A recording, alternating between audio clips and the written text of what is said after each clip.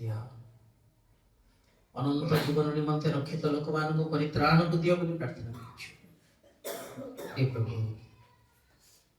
ବିଶ୍ୱସ୍ତ ସେବକମାନଙ୍କୁ ଉତ୍ପନ୍ନ କରାଅ। ଗରିବ ଅସହାୟ ପ୍ରପୀଡ଼ିତ ଅନାଥ ବିଧବା ଏ ପ୍ରିୟ ଲୋକମାନଙ୍କର ସାହାଯ୍ୟ କର। ଆବଶ୍ୟକ ବିବାହ ପରିତ୍ରାଣକୁ ଦିଅ। ଦୁଷ୍ଟକର୍ତ୍ତା ମାନଙ୍କୁ ରକ୍ଷା କର।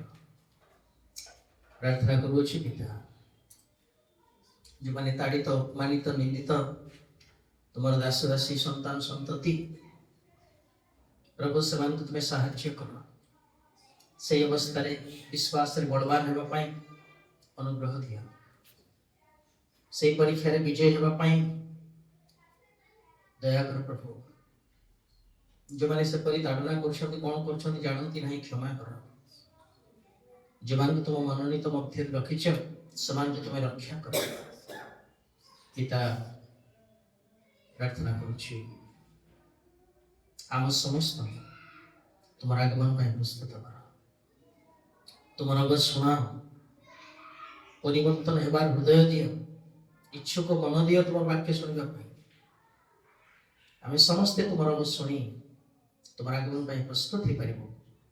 ଏ ଅନୁଗ୍ରହ ଦିଅ। ବୁଝିବା ପାଇଁ ବୁଦ୍ଧର ଜ୍ଞାନ ବୁଦ୍ଧି ପ୍ରଦାନ କର।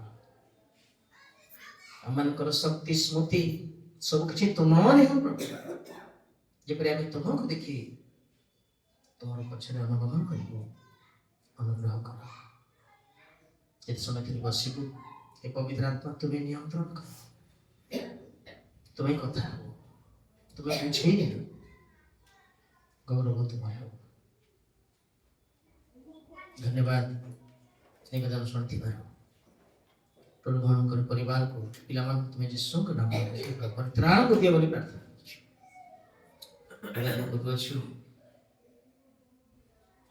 ଜଗତର ପ୍ରତ୍ୟେକ ତୁମ ଇଚ୍ଛା ମତେ ଶାସନ କର, ପରିଚାଳିତ କର। ତୁମେ ଗୌରବ, ସମସ୍ତ ଗୌରବ ତୁମର। ଯାହା ମାଗିପାରି ନାହିଁ ଅନୁଗ୍ରହ ଦିଅ। ଯୀଶୁଙ୍କ ପବିତ୍ର ନାମରେ ମାଗୁଅଛୁ ପିତା, ଆମେନ୍। ପ୍ରେଜ୍ ଦ ଲର୍ଡ, ହାଲେଲୁୟା। ଆମମାନଙ୍କର ଶୀର୍ଷକ ଅଟେ, ଟପିକ ଅଟେ କ'ଣ? ଈଶ୍ୱରୀୟ ବଂଶ। ଈଶ୍ୱରୀୟ ବଂଶ କ'ଣ କଲେ ହେଇପାରିବ?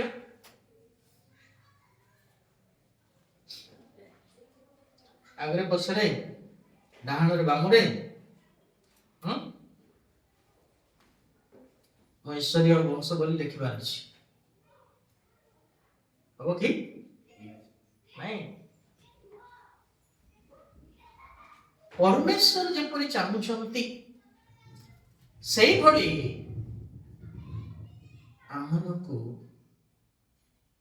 ଗଢ଼ିବାର ଅଛି, ପ୍ରସ୍ତୁତ କରିବାର ଅଛି, ସଜାଡ଼ିବାର ଅଛି। ଆଉ ପ୍ରଭୁ ତାହା ଚାହୁଁଛନ୍ତି ଆମଠାରେ। ସେଥିପାଇଁ ତ ଆପଣ ରକ୍ତ ଦେଇ କିଣିଲେ, ଯେପରି ଆମେ ତାଙ୍କର ହେଇପାରୁ। ଏହା ତାଙ୍କର ଇଚ୍ଛା। ପ୍ରିୟମାନେ, ଆମେ ଶୁଣି ଆସୁଛୁ ପର୍ବତକୁ ପଳାଅ। ପର୍ବତ ମାନେ କ'ଣ? କାହାକୁ ପର୍ବତ କହିବେ ଆତ୍ମିକ ଭାବରେ?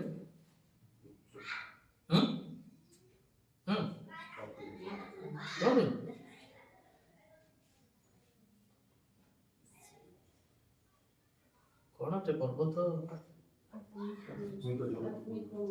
ଆତ୍ମିକ ଜୀବନର ଶୀର୍ଷ ତାହା ଗୋଟେ ପର୍ବତ। ଏସବୁକୁ ଈଶ୍ୱରୀୟ ଗୁଣ ସ୍ୱଭାବ ବୋଲି କୁହାଯାଏ। ଯେତେବେଳେ ଆମେ ତାହା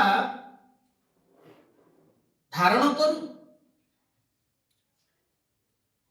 ସେମାନଙ୍କୁ ପରମେଶ୍ୱର କ'ଣ କରିବେ? ରକ୍ଷା କରିବେ। ତାହା ଆମେ ଚିନ୍ତା କରୁଛୁ। ତେଣୁ ଧାର୍ମିକ ଲୋକମାନଙ୍କୁ ପରମେଶ୍ୱର ରକ୍ଷା କରନ୍ତି, ଆଉ ଲୋଟଙ୍କୁ ସୋଦମ ଆଉ ଅମରା ଠାରୁ ରକ୍ଷା କରେ। ପଳାଅ। ଏ ବିଷୟରେ ଆମେ ଚିନ୍ତା କରୁଛୁ। ଆଜି ଆମେ ଆଉ ଥରେ ଟିକେ ମନେ ପକାଇବାକୁ ପଡିବ ନାହିଁ। ସତ୍ୟ ବାକ୍ୟ ଦ୍ୱାରା ଆମମାନେ କଣ ହେଲୁ? ଜନ୍ମ ହେଲୁ। ଆମମାନଙ୍କୁ କଣ କରିବାକୁ ପଡିବ? ଏବେ ବଢିବାକୁ ପଡିବ। କେମିତି ବଢିବାର? ପରିତ୍ରାଣାର୍ଥେ ବୃଦ୍ଧି ପାଅ। ସେଇ ପ୍ରଥମ ପିତର 3:2-3 ଟିକେ ପଢ। ନବଜାତ ଶିଶୁ ତୁଲ୍ୟ ପାରମାର୍ଥିକ ଅମିଶ୍ରିତ ଦୁଗ୍ଧ ପାନ କରିବାକୁ ଇଚ୍ଛା କର। ଯେପରି ତଦ୍ୱାରା ପରିତ୍ରାଣାର୍ଥେ ବୃଦ୍ଧି ପାଇପାର।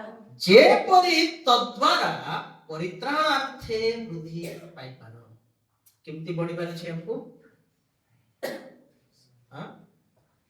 ଆମମାନଙ୍କର ଶାରୀରିକ ବଢିବା ବିଷୟ ନୁହେଁ। କୋଉଟା ବଢିବାର ଅଛି?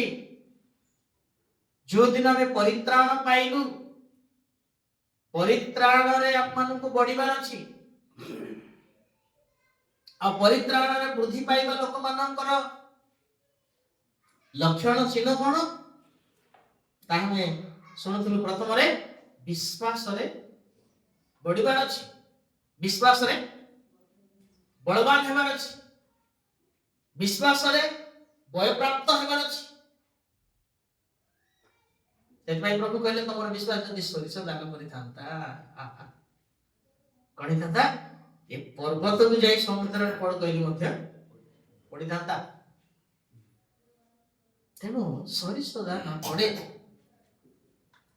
ଦୁଇରେ ଆମେ ଚିନ୍ତା କରୁଛୁ ସଦ୍ଗୁଣରେ ବଢିବାର ଅଛି। କାହିଁରେ ବଢିବାକୁ ପଡିବ ଆମକୁ? ସଦ୍ଗୁଣରେ। ଜଗତରେ ମନ୍ଦ ଗୁଣ ସବୁ ଅଛି, କିନ୍ତୁ ପ୍ରଭୁ ଆମମାନଙ୍କୁ ତମକୁ ଅଲଗା କଲେ ଆଉ ସଦ୍ଗୁଣରେ ବଢିବା ପାଇଁ ଆମମାନଙ୍କୁ ଆହ୍ୱାନ କରିଛନ୍ତି। ପ୍ରେଜ୍ ଦ ଲର୍ଡ। ସଦ୍ଗୁଣରେ ଆମମାନଙ୍କୁ ବଢିବାକୁ ପଡିବ। ଆଉ ତୃତୀୟ, ଜ୍ଞାନରେ ବଢିବାର ଅଛି। କେଉଁ ଜ୍ଞାନ ଆଜ୍ଞା? ଊର୍ଦ୍ଧ୍ୱରୁ ଆଗତ ଜ୍ଞାନ। ତାର ଆମେ ଆଜି ଚତୁର୍ଥ ପଏଣ୍ଟ ଟିକେ ଆଲୋଚନା କରିବା। ପଢିଦେବା ସେ ପଦକୁ, ତାପରେ ଆମେ ଆରମ୍ଭ କରିବା। ଯାକୋବ 3 ଅଧ୍ୟାୟ, ଯାକୋବ 3:17।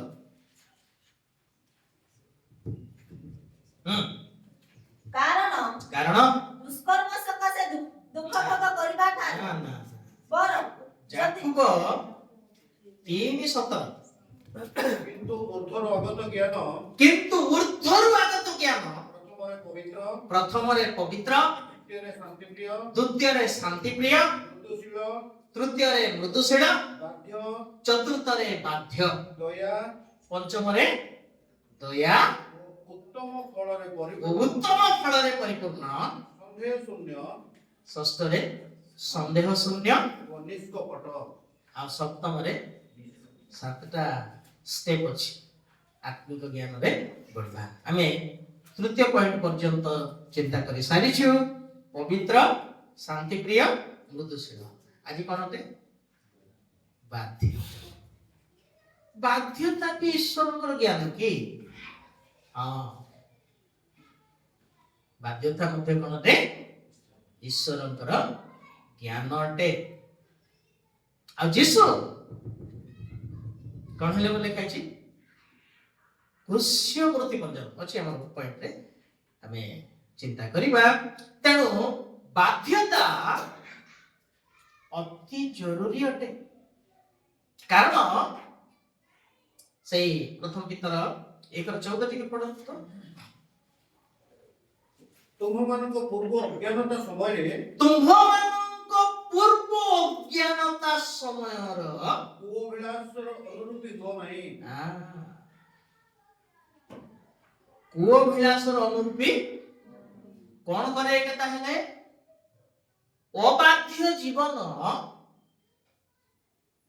ଶୈତାନ ତାର ଗୋଟେ ମନ୍ଦ ସ୍ପିରିଟ କୁ ପଠେଇ ଆମମାନଙ୍କର ଶରୀରରେ କାବୁ କରେ। ଆଉ ପରମେଶ୍ୱରଙ୍କର ଆଜ୍ଞାଧୀନରୁ ଆମମାନଙ୍କୁ ଅବାଧ୍ୟ କରାଏ। ସେଥିପାଇଁ ପ୍ରଭୁ କହିଲେ, ତମକୁ ଯଦି ଆତ୍ମିକ ଊର୍ଦ୍ଧ୍ୱଗତ ଜ୍ଞାନରେ ବଢିବାର ଅଛି, ତାହେଲେ ବାଧ୍ୟ ହେବାର ଅଛି। ଆଉ ସେଇ ପ୍ରଥମ ପଏଣ୍ଟ ଆମେ ଚିନ୍ତା କରିଛୁ। प्रथम तीतर 1 अध्याय 22 पद कार बाध्य हेबार टिके पढिबा से पद को आउथरे तुम्हे माने सत्यर आज्ञाबह होई निष्कपट भातृ प्रेम निमंते आपना आपना आत्मा को शुचि करिथिबारो अंतर सह एकाग्र भावे परस्पर को प्रेम करो। कोन लिखा अछि कार आज्ञाबह हेबार आज्ञा हां प्रेज द लॉर्ड सत्यता तुम्हें कोन हुआ आज्ञाबह हेबार अछि कारण जहन 8:32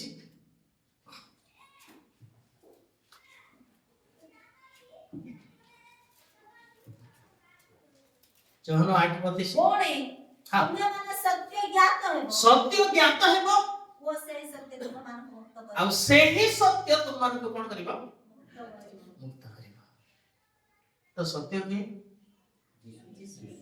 हां जीसु वाक्य पढ़ दो व्यवस्था प्रतिबंधन सत्य प्रतिबंधनी जहन 17:3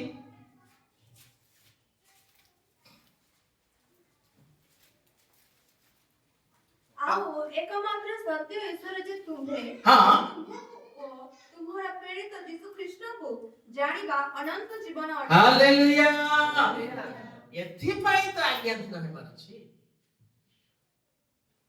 कोन पाई आज्ञा दिन हेले कोन मिलिबो अनंत जीवन मिलिबो तेणु आमनकर परमेश्वर कोन करती सत्य अटंती आमनकर प्रभु सत्य अटंती जहन 14:6 कहले मु पथ सत्य व प्रेज द लॉर्ड सही सत्य रा आज्ञा मन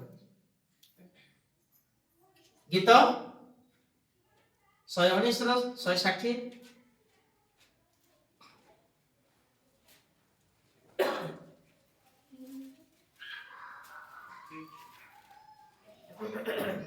तुम्हारा समुदाय वाक्य सत्य हां वो तुम्हारा धर्ममय प्रत्येक शास्त्र नित्य स्थाय हालेलुया तुम्हारा समुदाय वाक्य कोन होते आद्यरे वाक्य थिले वाक्य ईश्वर को संगे थिले आ सही वाक्य देव भक्त ईश्वर थिले चतुर्थरे सही वाक्य देवभक्त प्रेज द लॉर्ड हालेलुया मोत्य माने सेथि पाई आज्ञाधीन सत्यतार हेबार अछि जेते बेले आमे आज्ञाधीन सत्यतार आज्ञाधीन हेउ ताहले माने मुक्ति पाई अनंत जीवनर अधिकारी हेबा एई ज्ञान दरकार अबाध्य जीवन तार विपरीत आज्ञाधीन विपरीत कोन अबाध्य नहीं अबाध्य जीवन आमान को नष्ट कर दो सेति पाई तो परमेश्वरंकर आज्ञा बाध्य न हुअंतु बोली ओ बाध्यता एक आत्मा अटे कि आत्मा मुंड आत्मा बुझ पाले से कोन करे हमन को प्रभुंकर वाक्य रो ओहरे दी पालन करबा को दबो नाही डिले करी करी चलियो टिके टिके खसी खसी ताको एवरी लेखक कहंती सहजरे बेस्तनकारी पाप सहजरे बेस्तनकारी पाप कोन करी आज्ञा धीरे धीरे विशेषता में कौन मान लो स्लो बजे हाँ कौन करे से धीरे धीरे काम करे हठात हम नहीं धीरे धीरे तार काम सेटा आ आमान को गोटिए गोटिए वाक्यरु अबाध्य कराई शेष रे ईश्वरन ठाରୁ हमको दूर होई प्रत्येक पापर ଗୋଟେ ଗୋଟେ ମନ୍ଦ ଆତ୍ମା କାମ କରୁଛି। ଭାବନ୍ତୁ ନାହିଁ ତା ପଛରେ କେହି ନାହିଁ ଅଛନ୍ତି, ସେମାନଙ୍କୁ ପଠେଇଛି ତାର ଚେଲା ଚାମୁଣ୍ଡାକୁ। କିନ୍ତୁ ଆମେ କଣ ଭାବୁଛୁ? ଆମେ ତ ଚର୍ଚ୍ଚ ଯାଉଛୁ, ପ୍ରାର୍ଥନା କରୁଛୁ, ବାକ୍ୟ ପ୍ରଚାର କରୁଛୁ, ଗୀତ ଗାଉଛୁ, ଉପାସନା କରୁଛୁ, ଉପବାସ କରୁଛୁ, କରୁଥିବୁ। ସେମାନଙ୍କ ପଛରେ ଏକା ଥିବ, ସାଧାରଣ ଲୋକମାନଙ୍କ ପଛରେ, ନର୍ମାଲ ବିଶ୍ୱାସୀ ମାନଙ୍କ ପଛରେ ତାକୁ କଣ ଦରକାର? ସେମାନେ ତ ଘୁଷୁରୀ, ତା ପଛରେ କାହିଁ ଯିବ? ସେମାନେ ତ ତା ଦଳରେ ଅଛନ୍ତି। ତା ଦଳରୁ ଯେଉଁମାନେ ବାହାରୁଛନ୍ତି ସେମାନଙ୍କ ପଛରେ ଯିବ ସେ। ଆପଣମାନେ ନିଷ୍ପତ୍ତି କରିଥିବେ, ମୁଁ ନିଷ୍ପତ୍ତି କରିଥିବି, ଯାହା ହେଲେ ଆଜି ଏଇ ସମୟରେ ପ୍ରାର୍ଥନା କରିବେ। କଣ ହବ ଆଜ୍ଞା? ସେ ସମୟରେ ଏମର୍ଜେନ୍ସି କଲ୍ ଉଠେଇବ, ହଁ ନା ନାଇଁ? କଣ ହେଇଗଲା? ପ୍ରଭୁ ତୁମେ ତ ଜାଣ ସବୁ, ବିଶ୍ୱଙ୍କ ନାମରେ ମାଗିଲି, କ୍ଷମା ନାହିଁ, କାଲି କରିବ। ହଁ, କାଲି ବି ସେ ଡିଲେ କରିବ। ଆଉ ଗୋଟେ ଏମର୍ଜେନ୍ସି କଥା ମନେ ପକେଇଦେବ, ବାଧ୍ୟ ଯିବାକୁ ନାହିଁ। ମତେ କଣ କରୁଛି ସେ? ଆଜ୍ଞା ଦିନରୁ ଅନାଜ୍ଞାବହ ହେବା ପାଇଁ ଆମମାନଙ୍କୁ ଧୀରେ ଧୀରେ ଦୂର କରୁଛି। ତେଣୁ ପ୍ରଥମ ଆଜ୍ଞାଧୀନତା କଣ ଅଟେ? କାର ଆଜ୍ଞାଧୀନ ହେବାର? ସତ୍ୟତା। ହାଲେଲୁୟା। ସତ୍ୟତା ତ ସତ୍ୟତା ଆଜ୍ଞାଧୀନ ହେବାର ଅଛି। କିନ୍ତୁ ଆମେ ଭାବୁ ଯୀଶୁଙ୍କର ଖାଲି, ଯୀଶୁଙ୍କର ହିଁ ତାହାଙ୍କର ଜ୍ଞାନ ବାଧ୍ୟ ଅଟେ, ବାଧ୍ୟତା ଦରକାର। 2 ସେଇ 1 ଅଧ୍ୟାୟର 2 ପଦ ପଢ। ପିତା ଈଶ୍ୱରଙ୍କ ପୂର୍ବ ଜ୍ଞାନାନୁସାରେ ଆତ୍ମାଙ୍କ ଦ୍ୱାରା ପବିତ୍ରୀକୃତ ହୋଇ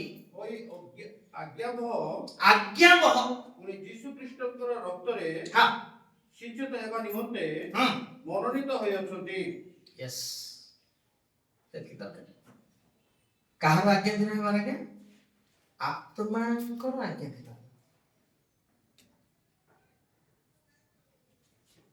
ଏବେ ଶୁଣ, କେବେ କେବେ ନାହିଁ, ବହୁତ ଥର, କେବେ ନୁହେଁ, ଆପଣଙ୍କର ଭିତରେ 2 ଜଣ କଥା ହେଲା ଭଳିଆ ଲାଗେ କି ନାହିଁ? ଲାଗେନି? ଲାଗେ। ବୀର ବାବୁ ମୋବାଇଲ ଟିକେ ସାଇଲେନ୍ସ କର, ଆପଣଙ୍କର ହିଁ ବାଜେ। 2 ଜଣ କଥା ହେଲା ଭଳିଆ ଲାଗେ। ଜଣେ କହୁଥିବ କରୁନୁ, ଆଉ ଜଣେ ନା ସେଟା ଭଲ ନାହିଁ, କରିବୁନି। କିଏ? ପବିତ୍ର ଆତ୍ମା ଆମମାନଙ୍କୁ ସରୁ ସ୍ୱରରେ କୁହନ୍ତି, କିନ୍ତୁ ଆମେ ତାକୁ କଣ କରିଥାଉ? ଏଡେ ଦେଇଥାଉ ନାହିଁ। ସେଇ ସ୍ୱର ଶୁଣିବାର ଅଛି। କୋଉଠି ଲେଖା ହେଇଛି? ସରୁ ସ୍ୱର, ପ୍ରଥମ ରାଜାବଳୀ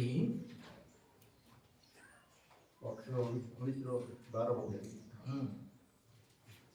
ଏଲିଆ ଶୁଣିଲେ ସରୁ ଆଉ ଭୂମିକମ୍ପ ଉତ୍ତାରେ ଟିକେ କେତେ ପଢିଛନ୍ତି? 19 ଟିକେ ଆଗରୁ ପଢିଲେ ଭଲ କି? ତା ପୂର୍ବରୁ ଆଉ ଗୋଟେ ଥିବ ନା? ଏଥିରେ ସେ କହିଲେ ବାହାର ହୋଇ ଏହି ପର୍ବତରେ ସଦାପ୍ରଭୁଙ୍କ ସମ୍ମୁଖରେ ଛିଡ଼ା ହୁଅ। ପ୍ରଥମ ରାଜାବଳୀ 19 ଅଧ୍ୟାୟ ଆମେ 11 ପଦରୁ ପଢୁଛୁ। ଶୁଣନ୍ତୁ ଧ୍ୟାନ ସହିତ। ଛିଡ଼ା ହୁଅ।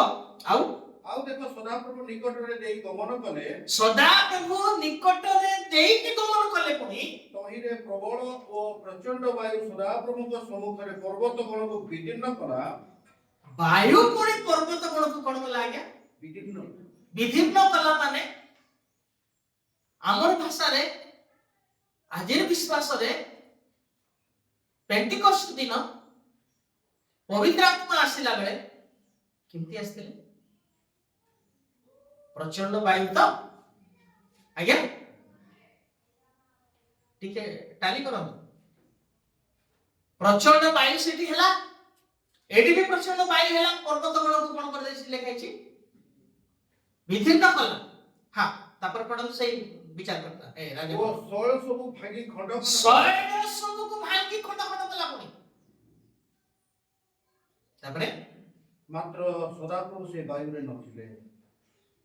କେମିତି ବୁଝିବାର ଏଟା? ସେ ବାୟୁରେ ପବିତ୍ର ଆତ୍ମା ଥିଲେ, ଏ ବାୟୁରେ ସଦାପ୍ରଭୁ ନା। ହଁ ତାପରେ ପୁଣି ବାୟୁ ଉତ୍ତାରେ ଭୂମିକମ୍ପ ହେଲା। ବାୟୁ ଉତ୍ତାରେ କଣ ହେଲା? ଆଏ ଭୂମିକମ୍ପ କୋଉଠି ହେଇଥିଲା? ଶିଲା ଆଉ ପାଉଲ ଜେଲରେ ଥିଲା ବେଳେ ଭୂମିକମ୍ପ ହେଲା। କାହାର କାମ ଏଟା? ପବିତ୍ର ଆତ୍ମା ପରମେଶ୍ୱରଙ୍କର କାମ। କିନ୍ତୁ ଏଠି ଦେଖୁଛୁ ହଁ ପଢ ତଳ ପଢନ୍ତୁ ତେବେ ଆମେ ମାତ୍ର ସଦାପ୍ରଭୁ ସେ ଭୂମିକମ୍ପରେ ନଥିଲେ।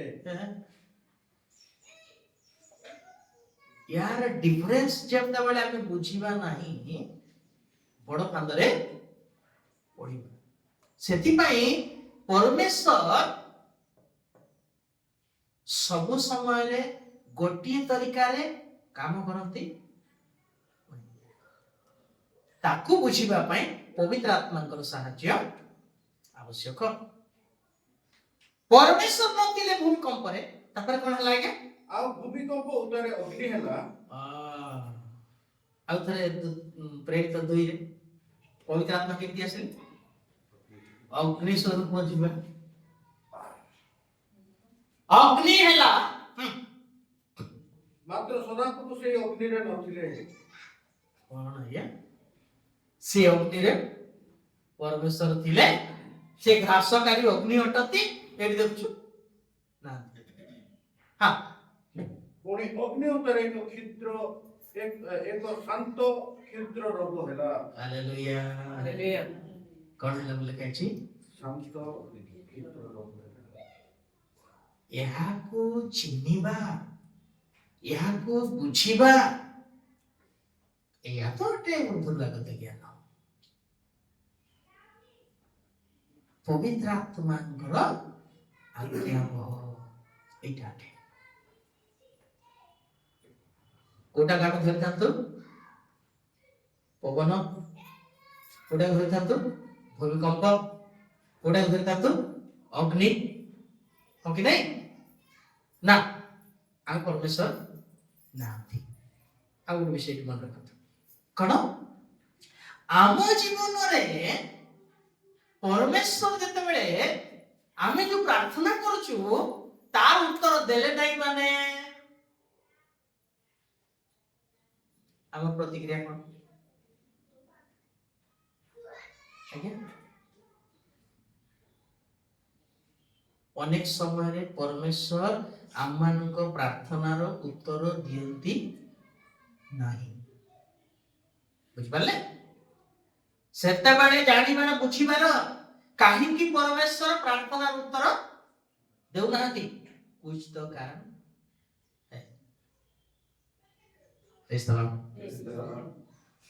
ଏଠି କଣ ଦେଖିଲୁ? ବାୟୁ ହେଲା ପରମେଶ୍ୱର ନାହାନ୍ତି। ଭୂମିକମ୍ପ ହେଲା ପରମେଶ୍ୱର ନାହାନ୍ତି। ଅଗ୍ନି ହେଲା ପରମେଶ୍ୱର ନାହାନ୍ତି। କୋଉଠି ଥିଲେ? ଶାନ୍ତ କ୍ଷୁଦ୍ର ସେଇ ରୋଗକୁ ଆମେ ଚିହ୍ନି ପାରିଲୁ ତାହେଲେ ଆମେ ଧନ୍ୟ। ଆମେ ପବିତ୍ର ଆତ୍ମାଙ୍କର ଆଜ୍ଞାଧୀନ ଅଟୁ ବୋଲି ଅର୍ଥ। ଅନେକ ସମୟରେ परमेश्वर बेसी कमाइल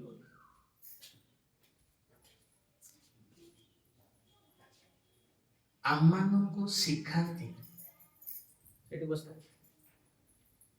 आम्मानको कौन करती शिखाती आम्मानको शिखिबार अछि सेथिपाई अनेक माध्यम देई आम्मानको गढ़िबा पाई से चाहुचंती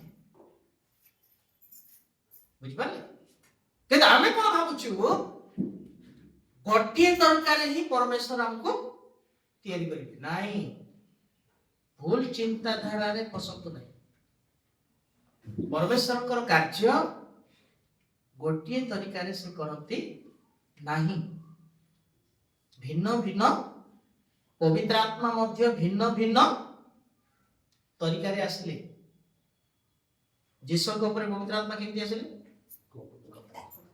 तो ताको शिष्य मान ऊपर केमती आसवा कथा आम चिंताधारा अनुसार जीसुଙ୍କର शिष्य माने साधारण छटकाटे लोक के क्या नहीं केमती आसले ताको जीवन अग्नि praise the Lord hallelujah hallelujah काहे कि अग्नि के आसले कारण सेमानक भितरे तू मोमो थिला सब बड़े झगड़ा ताकू ग्रास कला praise the Lord hallelujah hallelujah आउ कर्नेलिया घरे केमती आसले पवित्र आत्मा वाक्य सुनु सुनु वाक्य सुनु सुनु पवित्र आत्मा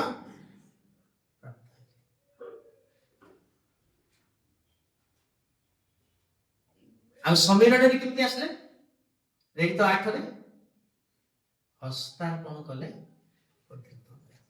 प्रेज द लॉर्ड काहे केमती परमेश्वर जीसु को ऊपर जेमिति पवित्र आत्मा देले शिष्य तांकर शिष्य मान ऊपर सेमिति देबार कथा के नहीं कारण अछि यह बुझिबार जानिबार एई विषय न जानिबा द्वारा आमे परमेश्वर का आज्ञार बाध्य होई पारो ना अबाध्यता रे जीवन हमर गति करछि बाध्य होइबार अछि आमे ता फरक जानि पारुना तार भिन्नता बुझी पारुना हो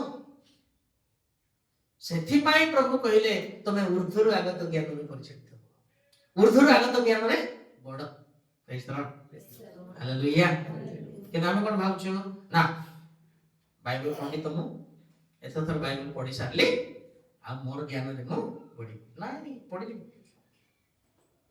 काम दब नाही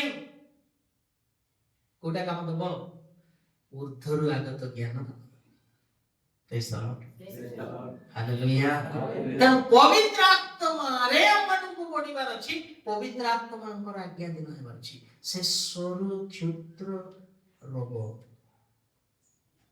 कारण पवित्र आत्मा कमल नहीं से केबे काहाको धमकांती नहीं सेथिपाई तो पवित्र आत्मा को विरुद्ध रे पाप कले क्षमा नहीं एते सरल शांत कमल लोकंकर कथा तमे जदि सुनु ना हो मानु ना का कथा सुनिबो बाटे तुमको ठीक करबा लोकर कथा सुनिबो की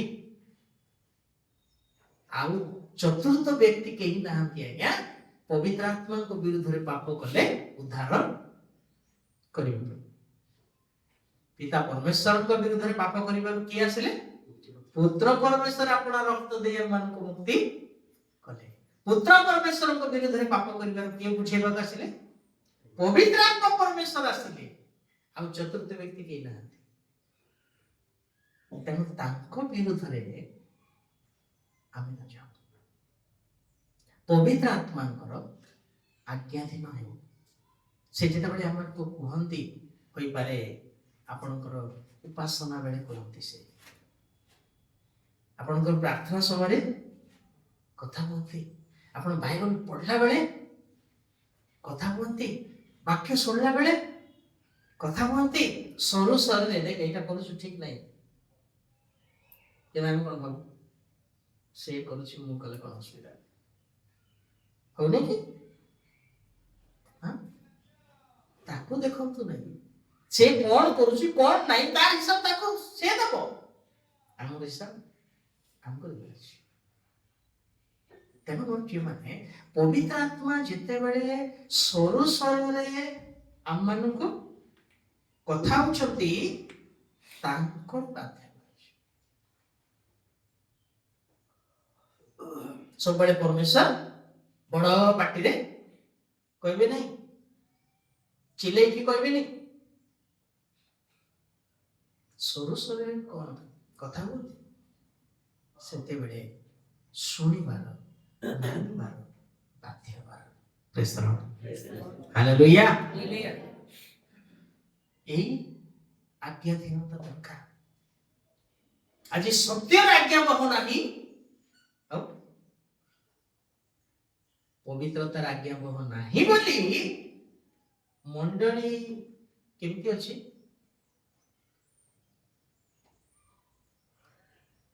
ପ୍ରଭୁ ଆସିକି ନେଲା ଭଳିଆ ଅଛି ତ? ନାଇଁ, କେତେ ପଛରେ ଅଛି ଟିକେ ଆତ୍ମିକ ଚକ୍ଷୁରେ ଦେଖନ୍ତୁ ମଣ୍ଡଳୀକୁ।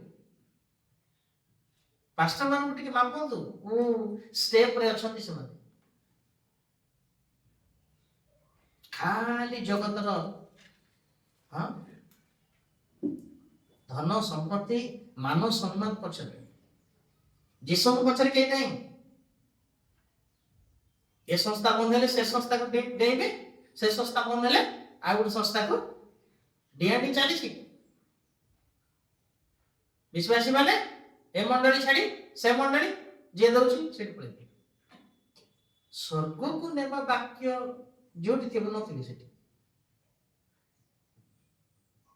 କଣ ବ୍ଲାଙ୍କେଟ ଦେଲା, କଣ ପକେଟ ଚାଉଳ ଦେଲା?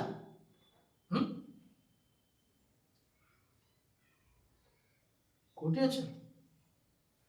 ଏସବୁ ଶୈତାନର ଆଜ୍ଞା ଭଙ୍ଗ।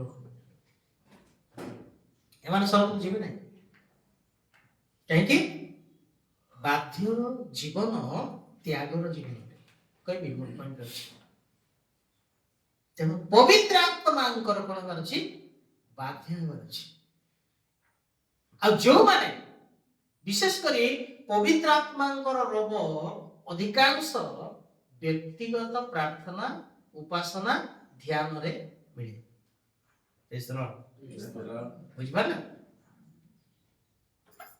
ସେଥିପାଇଁ ଆପଣଙ୍କ ଏବଂ ମୋର ବ୍ୟକ୍ତିଗତ ପ୍ରାର୍ଥନା ଥିବାର ଅଛି, ବ୍ୟକ୍ତିଗତ ଉପାସନା ଥିବାର ଅଛି, ବ୍ୟକ୍ତିଗତ ଧ୍ୟାନ ଥିବାର ଅଛି। ଯଦି ପ୍ରଭୁଙ୍କ ସହିତ ଆପଣ କଥା ହେବାକୁ ଚାହୁଁଛନ୍ତି, ସେ ଆପଣଙ୍କୁ କଥା କୁହନ୍ତୁ ବୋଲି ଚାହୁଁଛନ୍ତି, ତାଙ୍କ ରୋଗ ଶୁଣିବା ପାଇଁ ଚାହୁଁଛନ୍ତି, ବ୍ୟକ୍ତିଗତ ଭାବରେ ନିଜକୁ ସମର୍ପଣ କରନ୍ତୁ, ଭାଙ୍ଗନ୍ତୁ, ସେ ଆପଣଙ୍କୁ କଥା ହେବେ। ଆମେ ସବୁବେଳେ ଭାବୁ ବଡ ମିଟିଂ ସଭାରେ ଗଲେ ପ୍ରଭୁ କଥା ହେବେ।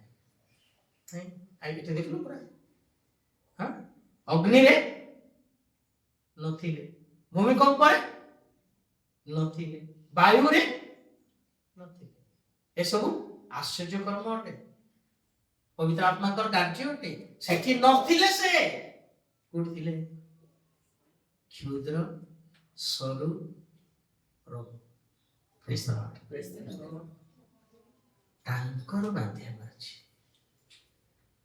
ପବିତ୍ର ଆତ୍ମା ମାନଙ୍କୁ ଏଇ ଜ୍ଞାନ ଦିଅନ୍ତି। ଆମେ ଏଡେ ଏଡେ ଚାଲୁ ନାଇଁ, ବିପଦ ଅଛି। ଯଦି ପବିତ୍ର ଆତ୍ମାଙ୍କର କଥା ଶୁଣୁନାହାନ୍ତି, ମାନୁନାହାନ୍ତି, ବହୁତ ବଡ ବିପଦ ଅଛି। ଟୋଟାଲ କ୍ଷମା ନାହିଁ, ରିଜେକ୍ଟ। ବୁଝିପାରିଲେ?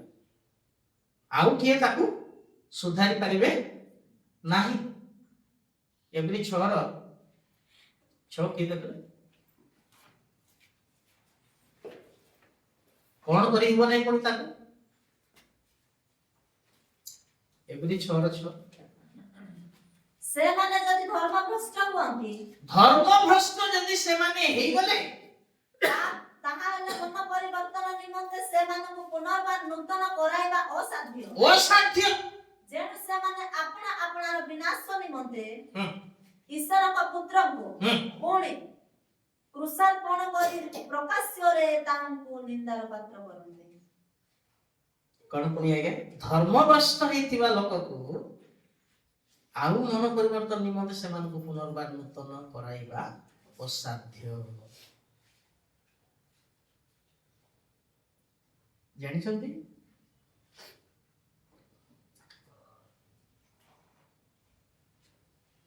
ଆମମାନଙ୍କର ପୂର୍ବପୁରୁଷ ମାନେ ଅମାୟଙ୍କ ଯୁଗରେ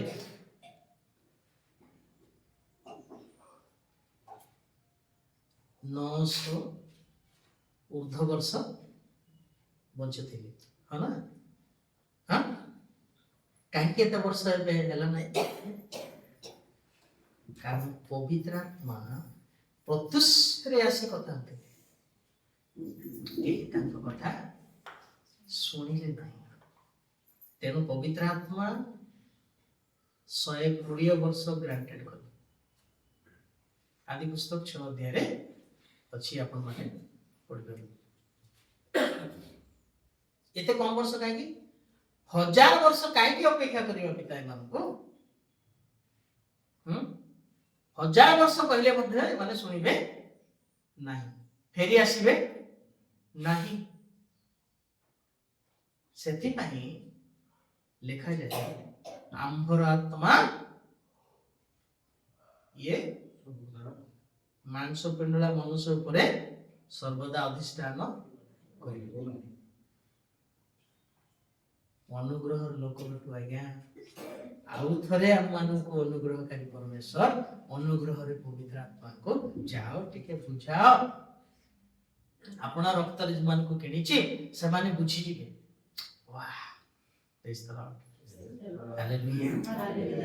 ଏ ସୁଯୋଗ ଆମକୁ ଦେଇଛନ୍ତି ବୋଲି କେଡେ ମହାନ ପରମେଶ୍ୱର ଆମ ପରମେଶ୍ୱର।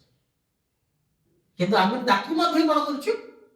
ଶୁଣୁନୁ ନା, ତମେ କହୁଥ ନାଇଁ, ସରୁ ସ୍ୱରରେ କହିଲା ବେଳେ ଶୁଣିବାର। ଆମମାନଙ୍କ ସହିତ କଥା ହେବାକୁ ଚାହୁଁଛନ୍ତି ସେ, ବୁଝିପାରିଲେ? କିନ୍ତୁ ଆମେ କଣ କରୁଛୁ? ନ ଶୁଣିଲା ବେଳେ ହିଁ ପଢୁଛୁ। ନାଇଁ, ଶୁଣିବାର ପ୍ରଭୁଙ୍କ କଥା, ମାନିବାର ପ୍ରଭୁଙ୍କ କଥା, ପବିତ୍ର ଆତ୍ମାଙ୍କର କଥା ଶୁଣିବାର ଅତି ଗୁରୁତ୍ୱ ଅଟେ। ତା ସବୁଠାରୁ ଗୁରୁତ୍ୱ ବୋଲି କହିବେ।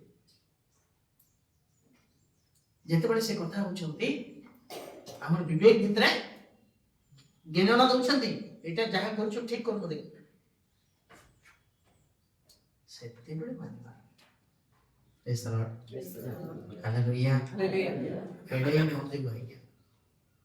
ବଡ ବିପଦ ଅଛି।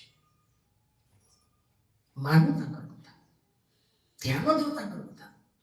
କାରଣ ପବିତ୍ର ଆତ୍ମା ଯଦି ଆମକୁ ଛାଡି ଦିଅନ୍ତି, ସାଉଲର ଅବସ୍ଥା କଣ? ପବିତ୍ର ଆତ୍ମା ଛାଡ଼ିଦେବାର ପ୍ରଥମ ବିଷୟ ଆଜ୍ଞା, ସାଉଲ ରାଜାଙ୍କର ଅବସ୍ଥା କଣ ହେଲା? ପବିତ୍ର ଆତ୍ମା ଚାଲିଗଲା ପରେ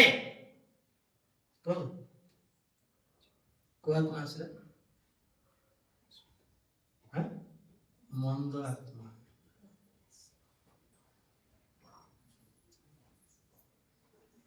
এই অবস্থা আমার।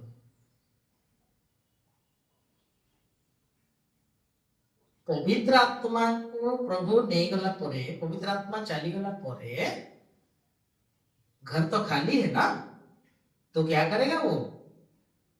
माथी में लिखा है से भूत बाहरी गला परे घर मार्जित सुशोभित देखी कौन कले लिखा आउ जणे रहउथिला एबे आउ थरे नहीं आसला जत्रा। केमती हो अवस्था? सहज तो बहुत डेंजर। गोटे मंद आत्मा यदि काम करुछि संभाली हेउ नाही ताहेले ସାତଟା କାମ ଯଦି ପଶିବେ ସମ୍ଭାଳି ହେବ ତ ସହି ହେବ ତ ସାଧା। ତେଣୁ ପବିତ୍ର ଆତ୍ମାଙ୍କର ଅବାଧ୍ୟ ନ ହେଉ।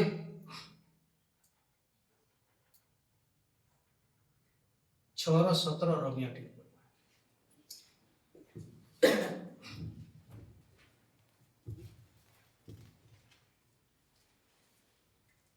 କିନ୍ତୁ ଈଶ୍ୱରଙ୍କର ଧନ୍ୟବାଦ ହେଉ ଯେ ହେଉଛି ତୁମ୍ଭେମାନେ ଯେଉଁମାନେ କି ପୂର୍ବରେ ପାପର ଦାସ ଥିଲ ପାପର ଦାସ ଥିଲ। ଏବେ ଯେଉଁ ଶିକ୍ଷାର ଆଦର୍ଶ ନିକଟରେ ସମର୍ପିତ ହୋଇଅଛ Yes. ଏବେ ଯୋଉ ଶିକ୍ଷାର ଆଦର୍ଶ ନିକଟରେ କଣ ହେଇଛ ସତ ତ? ପବିତ୍ର ଆତ୍ମା ଆମମାନଙ୍କୁ ଯୋଉ ଶିକ୍ଷା ଦେଉଛନ୍ତି ସେଇ ଆଦର୍ଶ ନିକଟରେ ଆମେ ସମର୍ପିତ ହେଇଛୁ ତ? ତାହେଲେ କଣ ଲେଖା ହେଇଛି? ହୃଦୟ ସହ ସେଥିର ଆଜ୍ଞାବହ ହୋଇଅଛ। ହାଲେଲୁୟା। ହାଲେଲୁୟା। କେମିତି ହେବାର ପୁଣି? ହୃଦୟର ସହିତ ଆଜ୍ଞା ହେବାର ଅଛି। 50-50 ବିସ୍କେଟ नहीं है। ପବିତ୍ର ଆତ୍ମା ଯେତେବେଳେ ଆମମାନଙ୍କୁ କଥା ହେଉଛନ୍ତି, ହଁ ଆଜି ନାହିଁ କାଲି କି ଦେଖିବା ନାଇଁ ନ ତାହା ନ ହେଉ, ହୃଦୟର ସହିତ ଆଜ୍ଞା ହେବାର ଅଛି। ଯେତେବେଳେ ସେ ସ୍ୱର ସ୍ୱରରେ ଆମମାନଙ୍କୁ କଥା ହେଉଛନ୍ତି, ଆମମାନଙ୍କର ହୃଦୟ ମାନିବାର ଅଛି। ଏ ମନ୍ଦ ବିଷୟ କରୁଛି ଛାଡ଼ିବାର ଅଛି। ମନ୍ଦ ଅଭ୍ୟାସ ଅଛି ଛାଡ଼ିବାର ଅଛି। ପ୍ରାର୍ଥନା କରୁନୁ କରିବାର ଅଛି। ବାଇବେଲ ପଢୁନୁ ପଢିବାର ଅଛି। ଉପବାସ କରୁନୁ କରିବାର ଅଛି। ଆଣ୍ଠୁ ଭାଙ୍ଗୁନୁ ଭାଙ୍ଗିବାର ଅଛି। ହୃଦୟ ତାହା ଆଜ୍ଞା ଦେବାର ଅଛି। କିନ୍ତୁ ଆମେ କଣ କରୁଛୁ? କାଲି ଦେଖିବା ନାଇଁ ଏହା ହୃଦୟର ଆଜ୍ଞାବହତା ନୁହେଁ। ଖାଲି ରୋଲ କରୁଛେ, ତାମାନେ ଅଭିନୟ କରୁଛୁ। ଅଭିନୟ କରିବା ଫଟୋ ମଧ୍ୟ ପ୍ରଭୁଙ୍କୁ ଦେଇଛି। ସବୁ ଖୋଲିବେ, ଲାଇଭ ଟେଲିକାଷ୍ଟ ହବ ସମସ୍ତଙ୍କ ଆଗରେ। ସେୟା ହେଉ ନା ଆଜି ତାହା ସମାଧାନ କରି ପ୍ରଭୁଙ୍କର ଗୋଡ଼ ଧରିବା, କୋଉଟା ଠିକ ହବ? ସେଠି ସମସ୍ତଙ୍କ ଆଗରେ ଏରୁ ଜେଡ୍ ପ୍ରକାଶ ହେବାଟା ହେଉ ନା ଆଜି ଗୁପ୍ତ ଭାବରେ ତାଙ୍କ ପାଖରେ ଯାଇ ସବୁ ଖୋଲି କହିବାଟା ଭଲ ହବ? କୋଉଟା ଠିକ ହବ ଆଜ୍ଞା? ମାନେ ଆଜି ଗୋଡ଼ ଧରିବାର ଅଛି। ପ୍ରଭୁ ମୋ ଜୀବନରେ ହୃଦୟର ସହିତ କରିପାରି ନାହିଁ, କ୍ଷମା କର। Yes. କ୍ଷମା କରିବା ଆଜ୍ଞା, ସେ ଗ୍ରହଣ କରିବେ। ତାହେଲେ ଈଶ୍ୱର ଡରିବେ, ବିଶ୍ୱାସ ଅଟନ୍ତି। ଯେ ଆପଣ ପାପ ସ୍ୱୀକାର କରେ ତାକୁ କଣ କରନ୍ତି? କ୍ଷମା କରିବା ପାଇଁ विश्वस्त आओ। हाँ, मिलावट नहीं होगा उनका न्याय में, किसी मिसाइबे नहीं, क्षमा कर देगा क्या? Praise the Lord, hallelujah, hallelujah. 3 number ସେଇ 6:16 ମୃତ୍ୟୁଜନକ ପାପ କିମ୍ବା ଧାର୍ମିକତା ଜନକ ଆଜ୍ଞାବହତା। बस कार आज्ञा होगा? धार्मिकतार आज्ञा हो।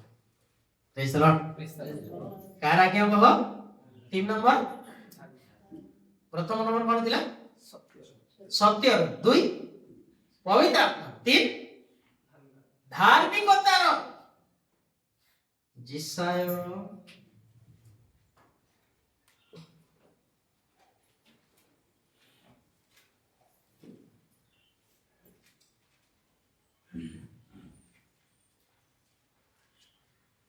10 अध्याय की देखिए 20 पद के पढ़िबा। पुणी हाँ से दिनरे एपरि घटिब जे इस्राएल अवशिष्टांश ओ जाकब वंशर रक्षा प्राप्त लोके আপনা ମାନଙ୍କ ପ୍ରହାରକାରୀର ଉପରେ ହୁଁ ଆଉ ନିର୍ଭର କରିବେ ନାହିଁ, ହୁଁ ମାତ୍ର ସେମାନେ ସତ୍ୟ ଭାବରେ ଇସ୍ରାଏଲର ଧର୍ମ ସ୍ୱରୂପ ସଦାପ୍ରଭୁଙ୍କ ଉପରେ ନିର୍ଭର କରିବେ। ହାଲେଲୁୟା। ହାଲେଲୁୟା। ଆମ ପରମେଶ୍ୱର କେମିତି ଅଟନ୍ତି ଆଜ୍ଞା? ଧାର୍ମିକ ପରମେଶ୍ୱର ଅଟନ୍ତି। ଧର୍ମ ସ୍ୱରୂପ ଇଂଲିଶରେ କଣ ଥିବ? ରାଇଚିୟସନେସ୍। ସେଇଟା ଆମର ଓଡ଼ିଆରେ ହେଇପାରିଲା ନାହିଁ, ଧର୍ମ ସ୍ୱରୂପ ବୋଲି ଲେଖିଦେବେ। ବୋଧେ ସେ ସମୟରେ ସେଇ ୱାର୍ଡ ମିଳିନଥିବ, କେତେ ପୂର୍ବର କି ନାହିଁ। ତେଣୁକରି ସଠିକ ଭାଷାନ୍ତର କେତେଟା ହେଇ ନାହିଁ। ତେଣୁକରି ଯେତେବେଳେ ବାଇବଲ ପଢୁଛନ୍ତି ସେ ସମୟରେ ଯଦି ଭାଷା ଜାଣୁଛନ୍ତି 2-3ଟା ଭାଷାନ୍ତର ପଢିଲେ ଆପଣ ମାନେ ବୁଝିପାରିବେ ତାର ପ୍ରକୃତ ଅର୍ଥ କଣ। କଣ ଚିନ୍ତା କରୁଛୁ ଆମେ? ଧାର୍ମିକତାର ଆଜ୍ଞା ବହନ କରୁଛି, କିନ୍ତୁ ଶୈତାନ ଆମକୁ କଣ କରୁଛି? ଅଧାର୍ମିକତାର, ସେମିତି କିଛି ଲେଖା ହେଇଛି କି ଅଧାର୍ମିକତାର ଅନାଜ୍ଞାବହ କୋଉଠି ଲେଖା ହେଇଛି? ଏପିସିରେ ଗୋଟେ ଦେଖ, ବୋଧେ ମେଳ ଖାଇବ ନାହିଁ, ତଥାପି ଟିକେ ଟଚ୍ କରିଦେବା। 2 ଅଧ୍ୟାୟ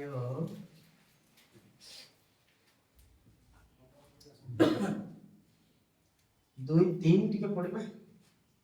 ଅର୍ଥାତ୍ ଯେଉଁ ଆତ୍ମା ଏବେ ଅନାଜ୍ଞାବହ ସନ୍ତାନମାନଙ୍କ ଠାରେ କାର୍ଯ୍ୟ ସାଧନ କରୁଅଛି, କଣ କରୁଅଛି? ଅନାଜ୍ଞାବହ ମାନଙ୍କ ଭିତରେ ଆତ୍ମା କହୁଥିଲି ନା, ଅନାଜ୍ଞାବହତା କାର କାମ ଅଟେ? ଏକ ମନ୍ଦ ଆତ୍ମାର କାର୍ଯ୍ୟ ଅଟେ। ସେ ଆତ୍ମା କାମ କରୁଛି କଣ୍ଟିନ୍ୟୁ, ଆଜ୍ଞାବହ ନ ହେଉ ବୋଲିକି ମନ୍ଦ ଆତ୍ମା କଣ କରୁଅଛି? କାର୍ଯ୍ୟ କରୁଛି। ସେଥିପାଇଁ ପ୍ରଭୁ ଆମମାନଙ୍କୁ କହୁଛନ୍ତି ତମେ ଉର୍ଦ୍ଧ୍ୱରୁ ଆଗତ ଜ୍ଞାନରେ ପରିଚାଳିତ ହେଲେ ତାଠୁ ମୁକ୍ତ ପାଇବ। ପ୍ରେଜ୍ ଦ ଲର୍ଡ। ହାଲେଲୁୟା। ତେଣୁ ସେଇ ଜ୍ଞାନ ଆମମାନଙ୍କୁ ଦରକାର, ଉର୍ଦ୍ଧ୍ୱରୁ ଆଗତ ଜ୍ଞାନ। କଣ କରିବା ପାଇଁ? ଧାର୍ମିକତାର ଆଜ୍ଞାଧୀନ ହେବ। କିନ୍ତୁ ମନ୍ଦ ଆତ୍ମା ଆମକୁ କଣ କରୁଅଛି? ଆମର ଶରୀରକୁ ନେଇକି ଗେମ୍ କରୁଛି, ଅନାଜ୍ଞାବହ କରୁଛି। ଆମକୁ ଜଣା ନାହିଁ। ଆମେ କଣ ଭାବୁଛୁ? ଆଜି କରିପାରିଲି ନାହିଁ, କାଲିକି କରିବି ବୋଲି ଭାବୁଛୁ। କିନ୍ତୁ କଳେ ବଳେ କୌଶଳେ ସେ ତାର ଆୟତରେ ଆମକୁ ରଖୁଛି, ଏଟା ଜଣା ନାହିଁ। ବୁଝିପାରିଲେ? ବହୁତ ଡେଞ୍ଜର ଅଟେ। ତାଠାରୁ ଯଦି ମୁକ୍ତି ହେବାର ଅଛି, ମନ୍ଦ ଆତ୍ମା ଠାରୁ କଣ କରିବାକୁ ପଡିବ ଆମକୁ?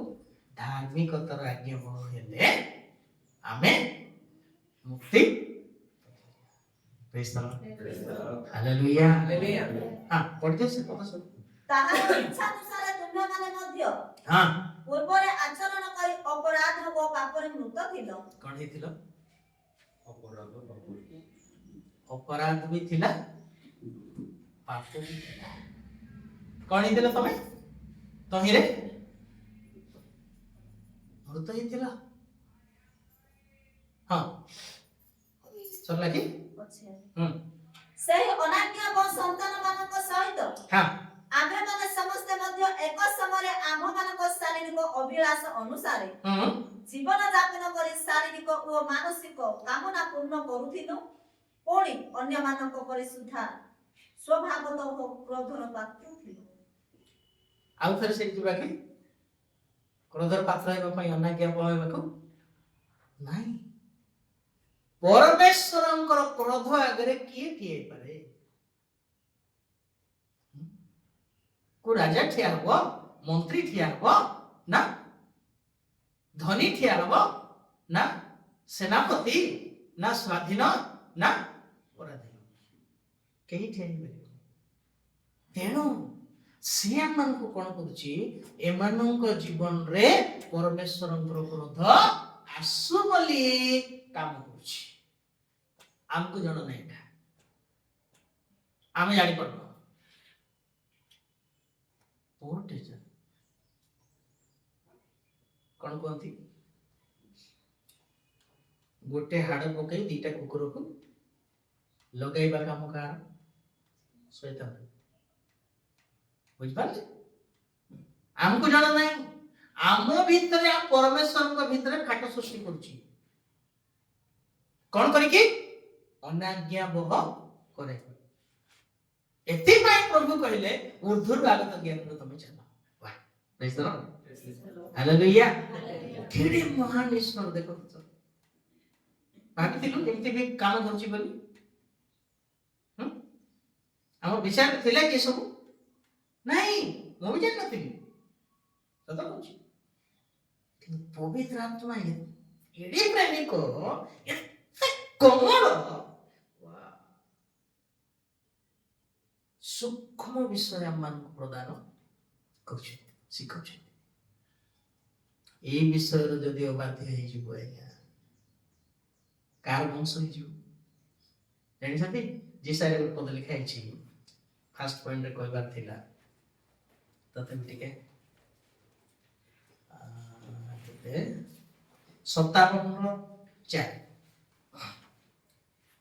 जीसारे 57:4 तुम्हे माने कहा को उपहास करोछ हां तुम्हे माने कहा आडे मुख मेलाई जीवा बाहर करोछ तुम्हे माने कि अधर्मर संतान ओ असत्यतार वंश नुह कोन अधर्मर संतान आउ असत्यतार वंश एथिपाई तो परमेश्वर माननकु ईश्वरीय वंश हेबा पई चाहछथि प्रेज द लॉर्ड कोन पाई असत्यतार वंश मध्य जगत रे अछि तेणु से चाहछथि सत्य वंश हेबा पई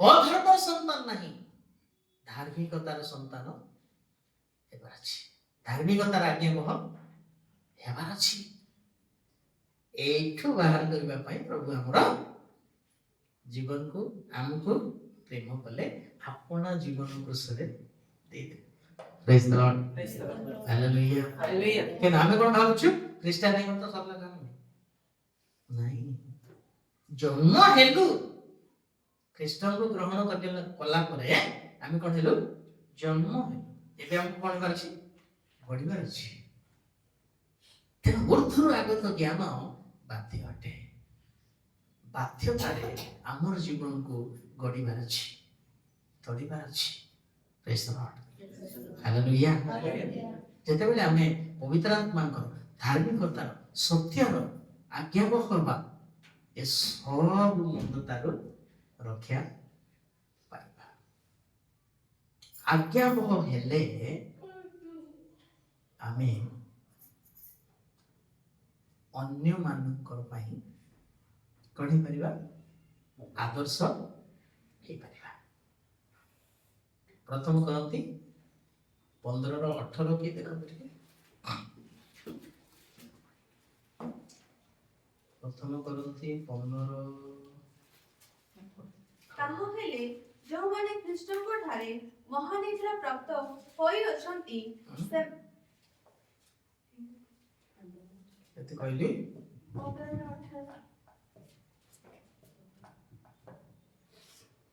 रोमियो 15 रोमियो 15:18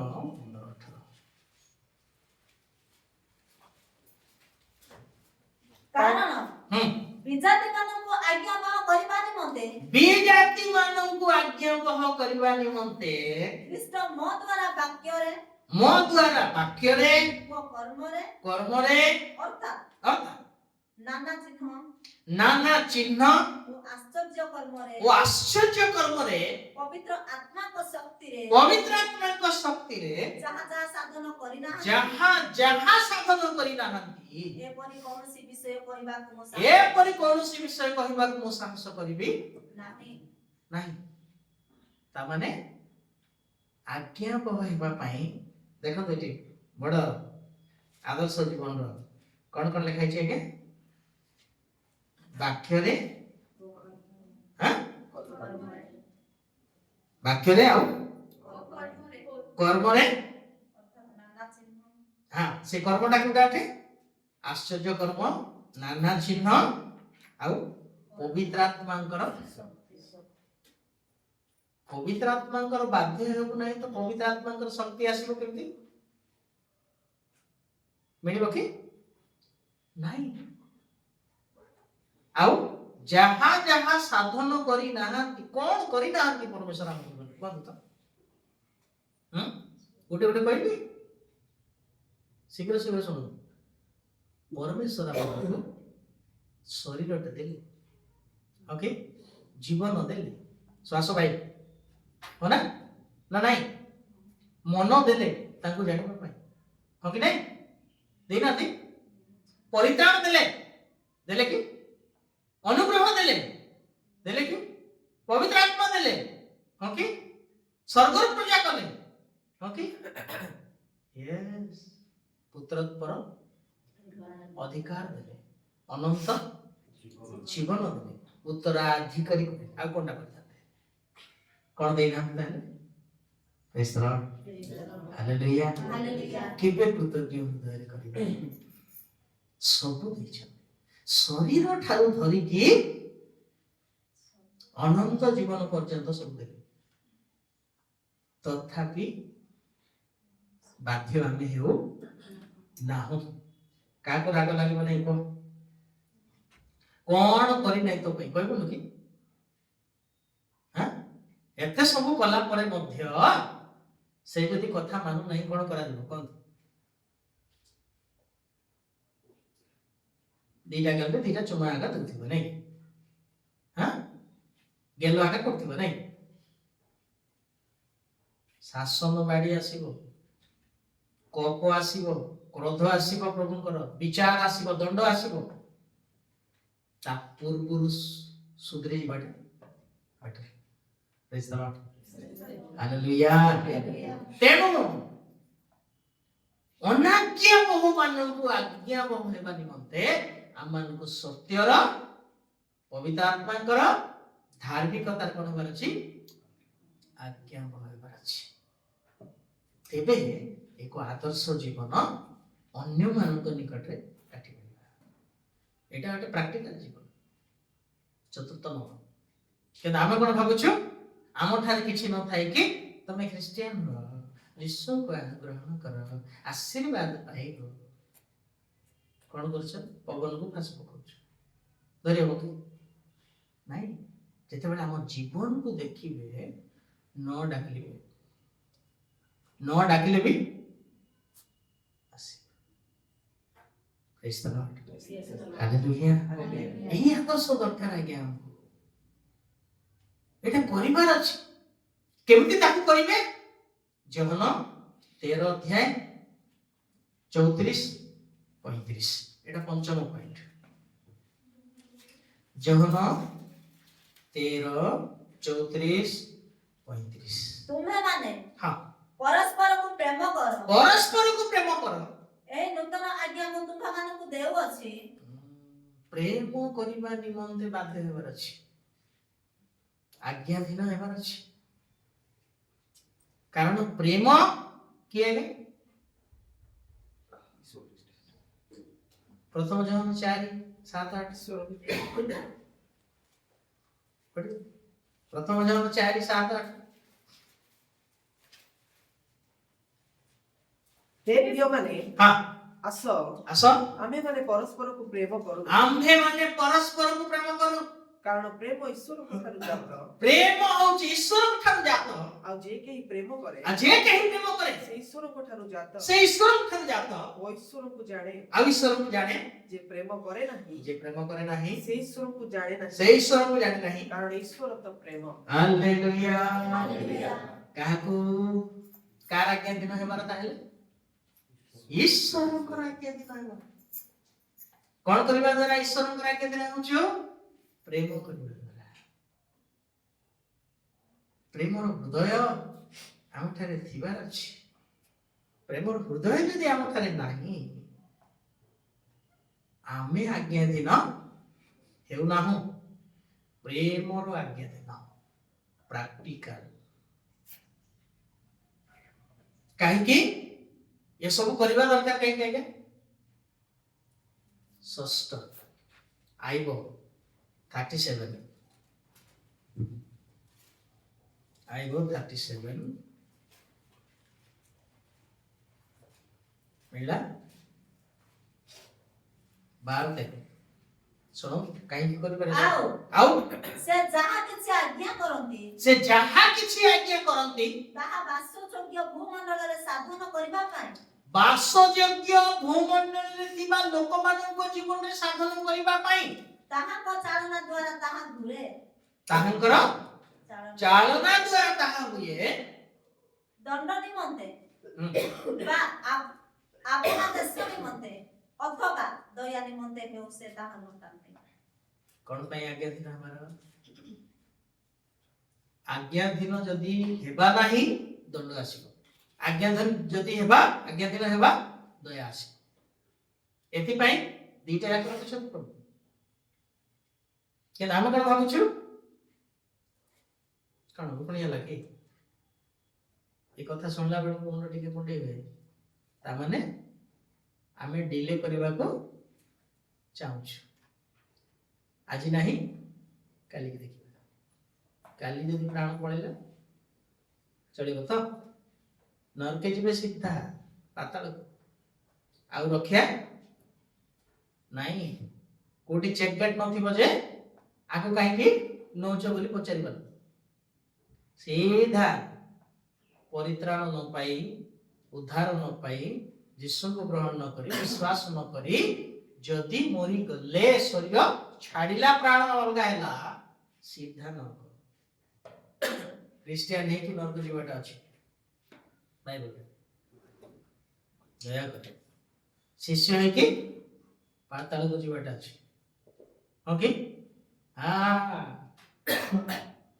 क्रिश्चियन है कि धनी नरक गला शिष्य है कि इसका चिंता पाताल आमर अवस्था सेया न प्रेज द लॉर्ड हालेलुया तेणु प्रेम करिबा निमंते आज्ञाधीन हेबार आउ एथि पई परमेश्वर आज्ञा दैछथि कोन दंड निमंते भी अछि आउ दया पई भी अछि आज्ञाधीन ले कोटा ग्रहण करछ तमर निर्भर बोली प्रभु कहले जेटा अछि रे बाबू आशीर्वाद भी अछि अभिशाप भी अछि जीवन भी अछि मृत्यु भी अछि काहु ग्रहण करछ स्वाधीन तुमको तमे बाछ बोली मते एवं आपन को प्रभु पूछ प्रेज द लॉर्ड हालेलुया छाड़ी ना आते सब रखि जाई छ सब पूर्वरु योजना दान सुजोग देछंती ए शेष समय फेरी आउली प्रेज द लॉर्ड टाइम हिगला शीघ्र आगु पथ पड़िबा एथि पई आज्ञाधीन संतान हेबार अछि प्रथम पितर 1:15 मात्र मात्र तुमମାନଙ୍କର ଆହ୍ୱାନ କର୍ତ୍ତା हां ଯେପରି ପବିତ୍ର ତୁମେ ମାନେ ମଧ୍ୟ ଆଜ୍ଞାବହ ସନ୍ତାନମାନଙ୍କ ପରି हां ସମସ୍ତ ଆଚରଣରେ ସେହି ପରି ପବିତ୍ର ହୁଅ आज्ञाधीन संतान हेबार अछि नले कोन आसीबो दंड आ सेठु के रक्षा करिबे नाही आज्ञा ना प्रभु जते बळे थरे रिजेक्ट कर देले ताको राइट करी आनिबा लोक केही नाहंती सेथि पई आज्ञाधीन संतान मानन पर जीवन काटि पाछि आ शेष पद आमानकर आदर्श नेता यीशु पढिए सब कोट लेखा छी फिलिपी 2:8 कोणी मनुष्य भावरे देखा जाय मृत्यु पर्यंत मनुष्य भावरे देखा जाय मृत्यु पर्यंत हां हां कृष्य मृत्यु पर्यंत आज्ञा होय आपना ग्रहण कोन कहले आज्ञा कृष्य मृत्यु पर्यंत आज्ञाबह होई आपना को अवनत कले केते त्याग एटा चूटी की प्राण देबा को पडिला सेठी मध्ये से आज्ञाधीन हेले सेही समय रे मध्ये हमको आज्ञाधीन हेबाछि